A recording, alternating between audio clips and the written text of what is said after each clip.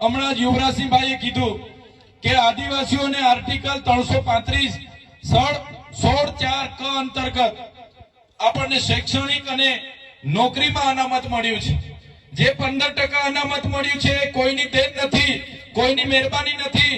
અને આ ભારતીય જનતા પાર્ટીની સરકારે 18/5/2023 ના રોજ એમણે જીએડી એક પરિપત્ર બહાર પાડ્યો અને એમાં જણાવવામાં આવ્યું કે જેટલી પણ વર્ગ 3 ની ગૌણ સેવા પસંદગી મંડળની ભરતીઓ થશે એમાં આદિવાસી ઉમેદવારોએ ફરજિયાત 40% માર્ક લાવવાના।